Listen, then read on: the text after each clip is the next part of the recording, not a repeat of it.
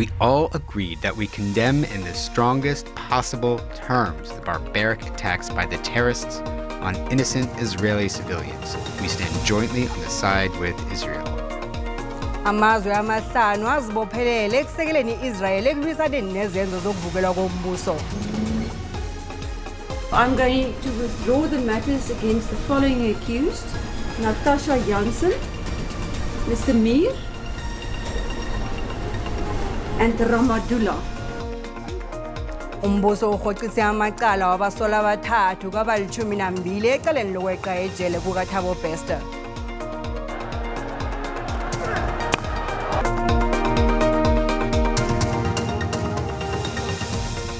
Sizirhatsha ukusuka emzini mkhulu wezokurhatsha eJohannesburg.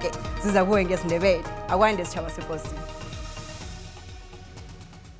I-America, iFrance, iJarmani, iTariyana, i-United Kingdom zizibophelele ekusekeleni i-Israeli emzameni yayo yokuvikela abahlali bayo ezenzweni zokuvukela umbuso. Iparlamente ye-America ikhuphe istatement ngemva kwesiphakamiso sabaholi bamazwe amahlanu la njengombana i-America ithuthela insetshenziswa zamajoni eMpumalanga ye-Mediterranean Sea ngemzamo yokunzinzisa esiphandeni esiya.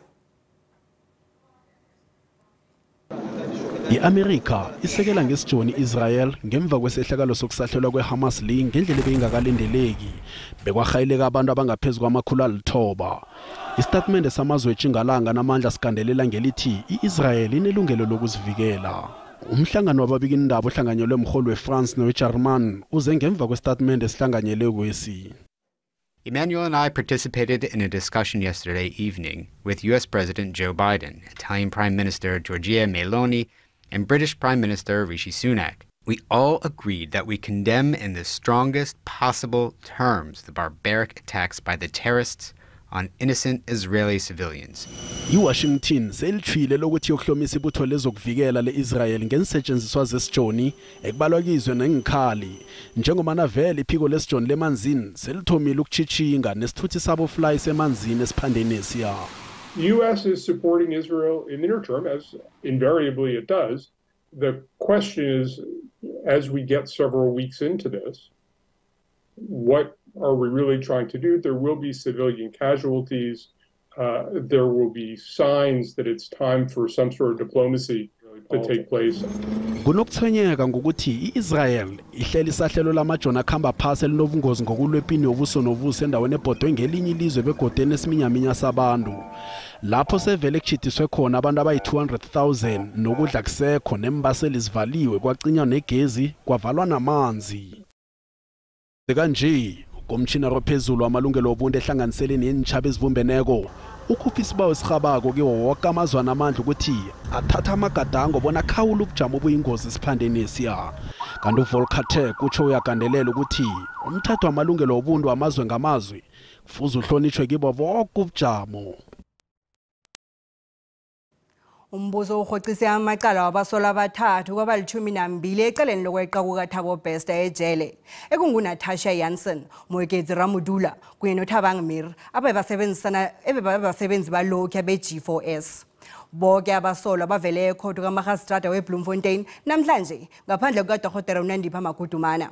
uMagudumana akavele ekhotho ngombana uyathile nabekasemaseleni esiteshini samapholisa ePark Road. All the charges are then withdrawn again. Umagistrata ubachapulile abasebenzi balokhu abe-G4S. uThabo Bester uveze ukuthi uzokujanyelwa ngu-advocate Zandile Mshololo kunye no-advocate Talimpofu kanti abanye bazokuba amacotha anikeleni yalelo. Your Worship, I'm going to withdraw the matters against the following accused: Natasha Janssen, will you please stand up? Mr. Mir, and Ramadullah.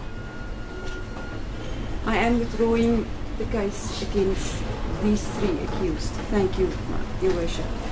Nakusenjalo icotha likaDr Nandipha Magudumana uMatshini Ngutlu akakathabi ngendlela ekuphethwe ngayo Magudumana ngemva kobana ayathe nabekasemaseleni.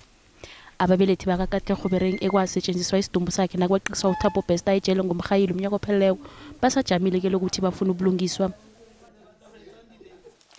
Nakusenjalo, umbuso ecaleni lokubulawa kwaSomapala Orlando Pirates uSenzomiwa namhlanje bowudosa phambili ngobufakazi obuphathelane nokuvuma icala kwamsolo wokuthoma nowesibili umuzi Sibiya nobongani Ntanzi. Kodwa igcwethe elijamela abasolwa aba uadvocate Sipho Ramusepele bekaphikisana naso isenzo sokuvuma icala. Uthi abasolwa aba babetshwa bakatelelwa bona bavuma icala. uRamusepele uthi abasolwa aba akhange benze intatimenti. Umbuso ukhombele bona kulalelwa icala ngaphakathi kwecala ngendaba yokuthi abasolwa bagadelelwa bebabethwa ukwenzela ukuthi bahlekithe intatimenti abangakazenzi. Ijaji Oratha Mokgwatleng uzwakalisa ukuthwenyeka ngokunande kuliyeka ukulalela kwecaleli kunye nokuthwiliswa kwalo. Icaleli lithwilisele ngelesihlanu ngemva kobana igcwetha elijamele umsolo wokuthoma nowesibili uadvocate Ramusepele akhombela ukuthi lithwiliswe ukwenzela ukuthi kuqalwe ukuthi intatimenti zokuvuma icala ezenziwe nguSibiya noNtanzi zingalalelwe ekhotho. Ipholisa leMpumalanga elisolwa ngamacala okubulala nokulinga ukubulala libuyiselwe eStokisini ngemva kokuvela ekhotho kaMagistrata weBarberton. Umsolwa uLucky Maduna uhlabe unawakhe ngebhodlelo ngeveke epheleleko walimaza nomngani kanakwakhe obekalinga ukubalamula nabe basilwa. uMaduna weminyaka ema-38 obudala useStokisini ngecala lokubulala umkakhe uNonkululeko Mthweni weminyaka ema-28 obudala owabhubhela endaweni yesehlakalo. Umndeni kaMthweni uthi ufuna ubulungiswa. Singumndeni sifisa ukuthi lelicala lingacala sive ukuthi litawuhamba njani lichubeka kanjani phambili nathi sichubeka kanjani. Phiko lezokuthuthiswa komphakathi lithi lizimisela ukusiphikisa isibawo sebhayili. Umsola kufanele ukuthi abeke izizathu ezinqala kuyona lenkantolo ezivezayo ukuthi kungani efanele ukuthi akhululwe ngebhayili njengoba ebhekene namacala awela ngaphansi kwesigaba lwesithupha. Icala liselokubuye lalelo kodwa ngeveke ezako umsolo nakafaka isibawo sebhayili ngokusemthethweni kile khotho. Nasibuya eNtolo. Amapholisa aqinisekisa phandle achachwe ngabasohwebo abangene ngenarheni ethu ngangomthetho. Amapholisa aqinisekisa ukubotshwa kwabasolwa abalithoba ejimeni Operation Sahlela elihlola ukulandelwa kwemithetho efaneleko emabhizinisini.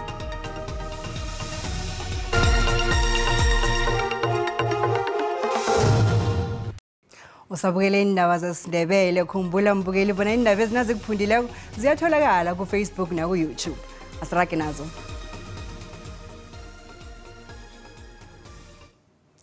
Umasipalata wesiyingise esikhukhune uyaziphika insolo zokuthi usebenzise imali engaphezulu kwesigidi samaranda ukuthenga ama-laptop ayi-24. Ngokutsho kwenhlangano eziphikisako, umasipalata usebenzise i-34,000 rands ukuthenga i-laptop ngayinye kunokuthi ayithenge nge-15,000 yamaranda. Ngokutsho kwamasipalata wesiyingise esikhukhune, umasipalata lo ubhadele i-33,900 ukuthenga i-laptop ngayinye yomhlobo we-Intel Ispiron i5 Core Plus GeForce MX 570 esebenzisa ihlelo le-Windows 11.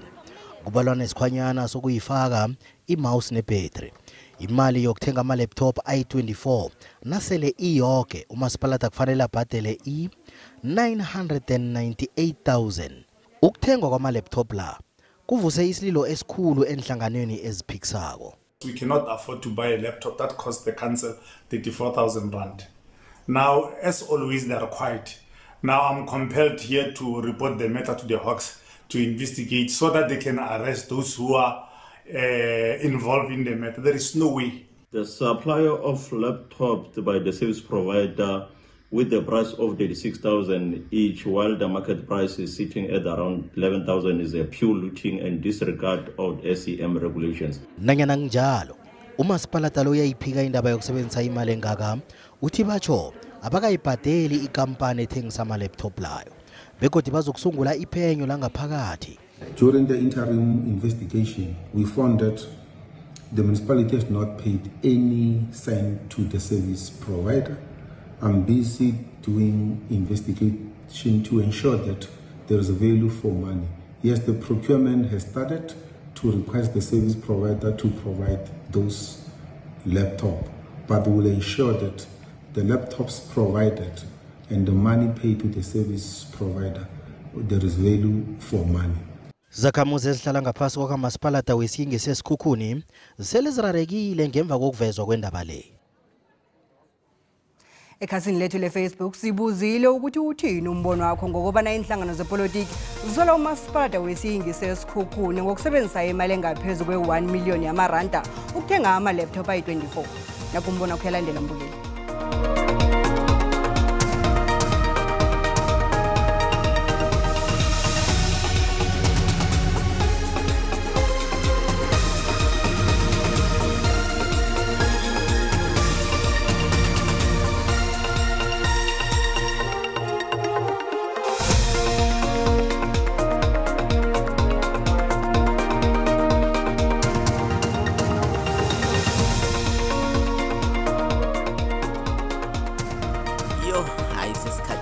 Sikhathele ngale mali ezidliwa njalo imali esingakwazi ukuthi izidliwa kuyenziwani. Mhashi imali leyo yehle ngomlenze awekho ama-laptop angadura kangako.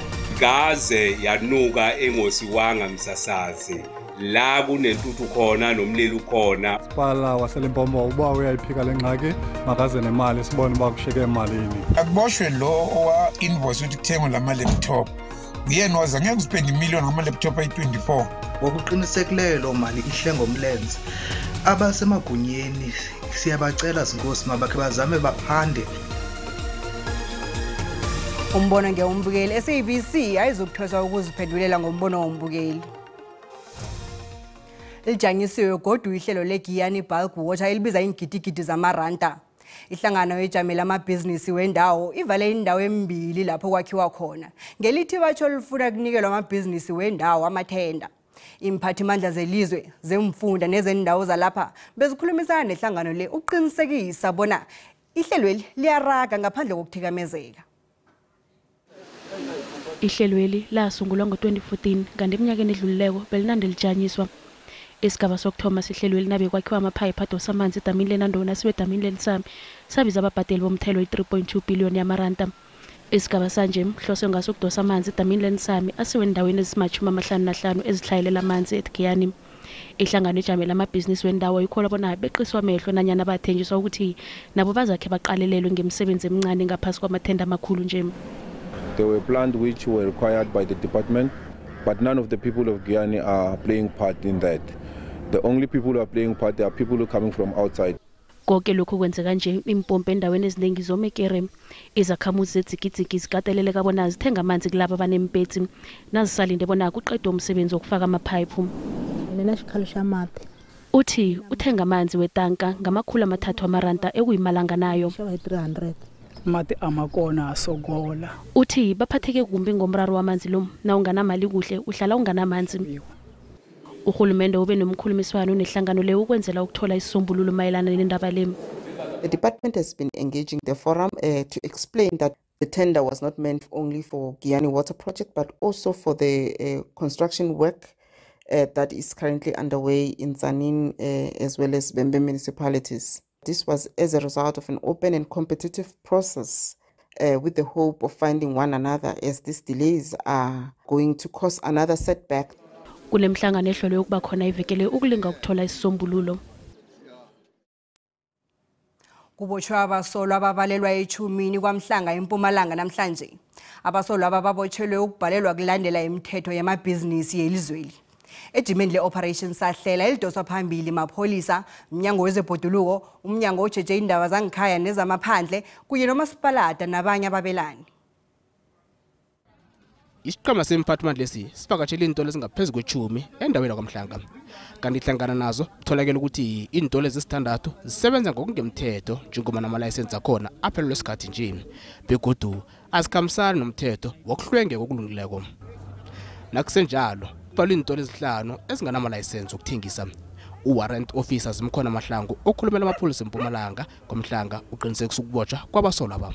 Kube khona abantu ababotshwako kubotshwa amaphandle achatshwe ngabosorhwebo abangene ngenarheni yethu ngangomthetho kwabe kwabotshwa nababosorhwebo abachatshwe amaphandle abangene ngenarheni yethu ngongemthetho. Umphakathi nawo ulithabela ijimeli uthola into ngasirehe lapha ezibolileyo sithenga into ezibolileyo ngaphandle nawe ubuyiselayo nawe uzibuyiselayo abafuna ukuthi bazithathe back bayathukana bayala kwenzani so simphakathi sijabule khulu ngeza ngathenga inkukhu and inkukhu akhona ngayithola expire ngathanga imisawo azange wavuyithatha nemali angaphela. Umasipala Themsile uthi ihlelweli bahlose ngalo ukuhlola ukulandelwa kwemithetho yamabhizinisi nokuthi kuyini okuthengiswa amabhizinisi la nokuthi azibandakanya njani ekuhlonyisweni komnotho wendawo zemakhaya. Sifuna ukuthola sizwisise ukuthi yini kahle ethengiswa abantu abakhona la ngoba sizawukhumbula ukuthi ngaphasi komasipala weThemsile local municipality sinama-pillars I5. One of the pillars kuba ipillar number 4 ekhuluma ngendaba ukuthi kufanele ukuthi abantu babhadele izisiza zomphakathi. Imphathimandla lezi ziba isitshaba ukuthi sitsheje siyelele khulukhulu ngombana namhlanje bekubulungwa abantwana abathenga izinto ezingakafanele. Bathi nenge kufanele kwenziwe ukuqinisekisa ukuthi imithetho yamabhizinisi neyokuhlengeka kwebhoduluko iyalandelwa.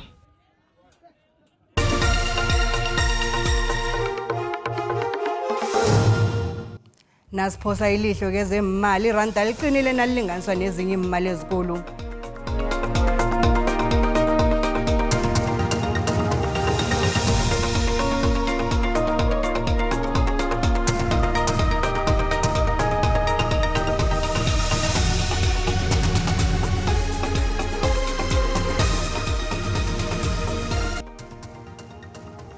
Siyathokoza Thandeka silotshisa nombukeli indaba isiziphethe namhlanje ngolosithathu lapha ehlelweni esibuya nabazombuko kweZFM.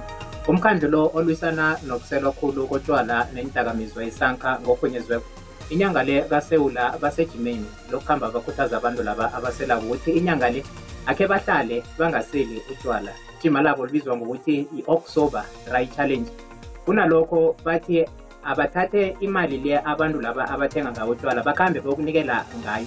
Umlaleli simnikela ithuba lokuthi akhulumisane nathi ku-Facebook sibuya nabazomi current affairs ngale kwalokho emtatweni 0863003278 WhatsApp basifumela iphimbo nje eligadangisiweko 0799656754.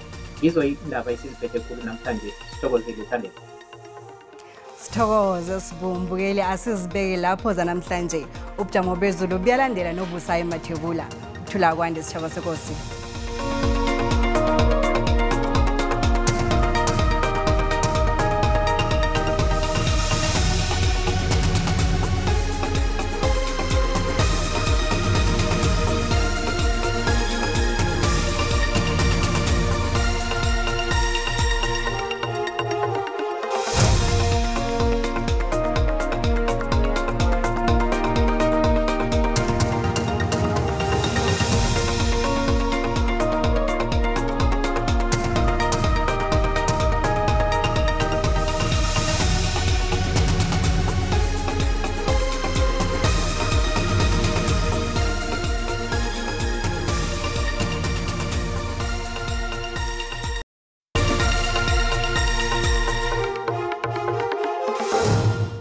Sithokozile ngendabeni namabona mbukele ekhaya lochani ngelesithathu ntambama siyokucalela ukuthi bunjani ubujamo bezulu nake amathutshana lapha eCape Town nge-30% kunamafu kulezi ndawo nawuthi uyacala ke kulezi ndawo zalapha bo-East London angatholakala nge-60% kuthi maphakathi nenarha yeSouth Africa nge-30% athi ukhula lapha emkhawulweni walapha ke eFreystata eNorth West nangale ngeNorthern Cape ayakhula amathuba wezulu alinganiselwe ku-80% maphakathi nenarha yeSouth Africa lapha ke zinilemukiso zokuthi ngaba nekungu ekseni abantu batsheje bayelele nange bachayela sithokole gode esinye isilemukiso ngobusuku ukuthi kunenguruuru kilezi ndawo khulukhulu ke ngapho ke ngeFreystata kuthindeke lapha eBloemfontein zehleke njalo zichinge nalapha kibo KZN sizokusuduka ukwazi ukuthi ubone kuthanjana amazinga okuchisa nezulu likhona nje iGauteng ibonakala iphola eCarltonville eFerrenageng kuyafuthumala ke lapha eJohannesburg ePitori nangeBronkhortspruit nge28 iLimpopo yona nanda izulu lapha ke kubophulukwane Mokopane noma kunjalo kuyachisa khulukhulu ke lapha eliphalale nge38 Phalaburo nge35 kubuya nganeno ke lapha eBekersfort nge29 siyocala lapha isifunda sempumalanga likhona izulu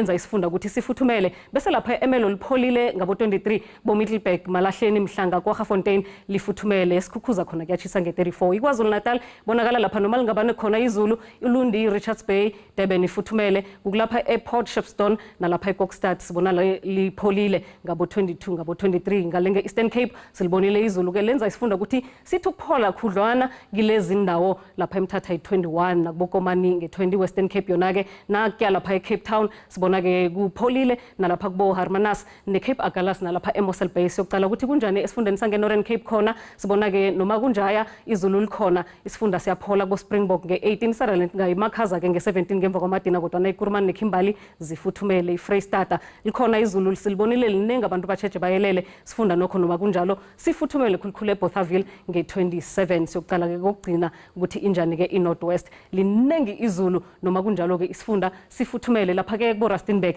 khona ke kuyachisa nge31 akube intambama emnandi sibonane godu ngesikhathi esilandelako dido